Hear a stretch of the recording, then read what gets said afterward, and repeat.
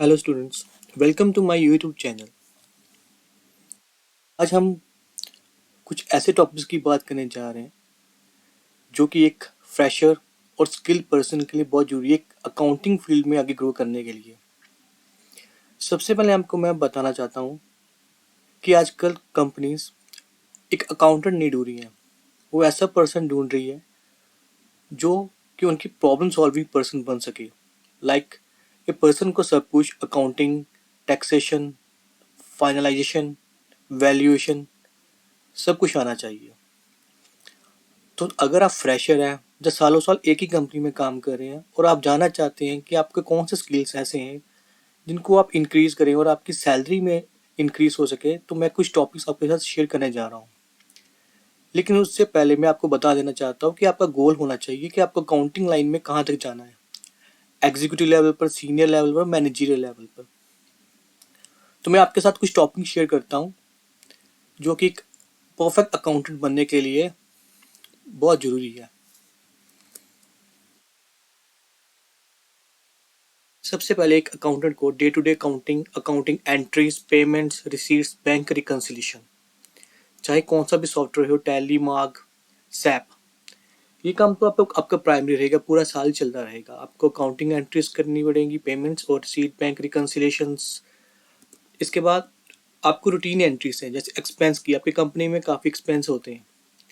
आपने कोई asset purchase किया कंपनी को रन करने के लिए, आपकी सेल्स है, परचेज है, कंपनी पर कोई लोन है, आपने कोई लोन लिया कंपनी ने, एफडी होगी आपकी कंपनी की, इसकी एंट्रीज भी साथ साथ चलती रहती है पूरे साल। इसके बाद हमारा आता है बुक्स का क्लोजिंग एंट्रीज, जैसे प्रीपेड एक्सपेंस बुक करने, अक्यूर एक्सपेंस बुक करने, डेप्रिसिएशन बुक करनी, और बैड डेब्ट्स हैं तो उसको बुक करना। और साथ ही अगर कोई फिक्स एसेट सेल किया है कंपनी में, उसका लॉस और सेल, सॉरी, उसका प्रॉफिट और लॉस वो बुक करना। इसके बाद आती है हमारी लेजर स्क्रूटनी की, स्क्रूटनी ऑफ अकाउंट्स कर, उसके बाद वॉचिंग ऑफ डॉक्यूमेंट्स। इसके बाद सीनियर लेवल अकाउंटेंट को टैक्स कैलकुलेशन बहुत ही स्किलफुली आनी चाहिए, जैसे एडवांस टैक्स की कैलकुलेशन, मिनिमम अल्टरनेट टैक्स की, डायरेक्ट टैक्स की कैलकुलेशन और इसकी बुकिंग। इसके बाद अकाउंटिंग स्टैंडर्ड्स, अगर तो आपकी कंपनी काफ़ी बड़ी है तो वहाँ इंडेक्स लगेंगे, इंडियन अकाउंटिंग स्टैंडर्ड्स। होता क्या, अकाउंटिंग स्टैंडर्ड्स कुछ फाइनेंशियल स्टेटमेंट्स को बनाने के लिए हमें कुछ स्टैंडर्ड्स यूज़ करने पड़ते हैं, क्योंकि अकाउंटिंग स्टैंडर्ड्स और इंडियन अकाउंटिंग स्टैंडर्ड्स। इसके बाद profit and loss account, balance sheet, cash flow, चाहे फिर प्रोपराइटर हो, पार्टनरशिप और कंपनी हो, बनानी आपको नहीं पड़ेगी, बनाना है सॉफ्टवेयर भी। इसके बाद बैलेंस शीट, फाइनल प्रोसीजर, आपको कौन कौन सी चीज़ चेक करनी है, रिकन्सिलेशन कैसे करनी है, डेफर टैक्स से कॉम्पुटेशन कैसे करना है अगर कंपनी है तो इसकी पूरी कॉम्पुटेशन, इसकी बुकिंग आपको बुक्स में करनी आनी चाहिए। इसके बाद जीएसटी कंप्लायंसेस का registration, payment, GST R1, 3B, GST audits. बताना चाहूँगा पूरे यूट्यूब पर आपको जीएसटी 1 और 3B बहुत वीडियोस मिल जाएंगी कैसे फाइल करनी है, लेकिन जो उसकी अमाउंट डालते हैं 1 और 3B में, मेन बात वो है, क्योंकि एक ड्राफ्ट में कोई भी फिगर डालकर आप फाइल कर सकते हैं।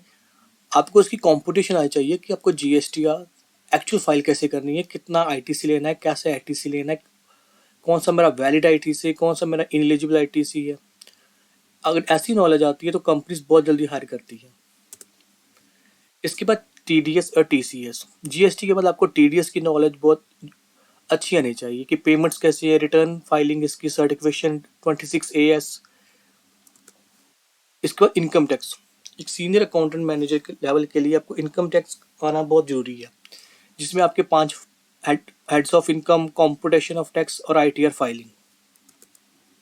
इसके बाद आपकी कंपनी में payroll tax, provident fund, professional tax, ESIC और रिटर्न फाइलिंग इसकी।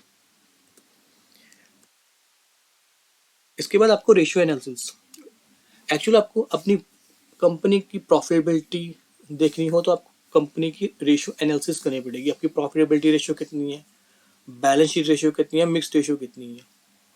अगर तो आप, हमारे कई शेयर होल्डर्स होते हैं, बैंक होते हैं, वो हमसे हमें रेशियो मांगते हैं ताकि चेक करने के लिए कि आपको लोन की रिक्वायरमेंट है, तो उसके लिए आपको रेशियो एनालिसिस सारी फाइंड करनी पड़ेगी। इसके बाद ऐसी कंपनी जहाँ पर एक्सपोर्ट इंपोर्ट होता है, तो उसकी आपको प्रॉपर प्रोसीजर, उसकी पेमेंट और टैक्सेस अकाउंटिंग कर आनी चाहिए, डॉक्यूमेंटेशन कौन सी है, शिपिंग बिल कौन सा, बिल ऑफ लीडिंग कहाँ लगेंगे, क्या नहीं लगेंगे, इसकी प्रॉपर नॉलेज होनी चाहिए। ये तो मेन टॉपिक्स जो आपको आने चाहिए सक्सेसफुल अकाउंटेंट बनने के लिए। इसके अलावा प्रोविजनल बैलेंस शीट कैसे बनती है, प्रोजेक्टेड बैलेंस शीट कैसे बनती है, ट्रांसफर प्राइसिंग, अगर एमएनसी की ओर जा रहे हो तो आपको ट्रांसफर प्राइसिंग फैमा एक्ट आना चाहिए। तो आशा करता हूँ ये आपको कुछ टॉपिक्स हैं, और फिर बताना चाहूँगा आपका कोई गोल होना चाहिए कि आपको अकाउंटिंग लाइन में कहाँ तक, क्योंकि अकाउंटिंग लाइन बहुत वास्ट लाइन है, और मैंने जो आपको टॉपिक शेयर किए हैं आई थिंक आपको अच्छे लगे होंगे, और अगर अच्छे लगे होंगे प्लीज़ मेरा यूट्यूब का चैनल सब्सक्राइब कर दीजिए, ताकि आने वाली वीडियोस और अच्छी अच्छी जानकारी आप तक पहुंच सके। थैंक्स।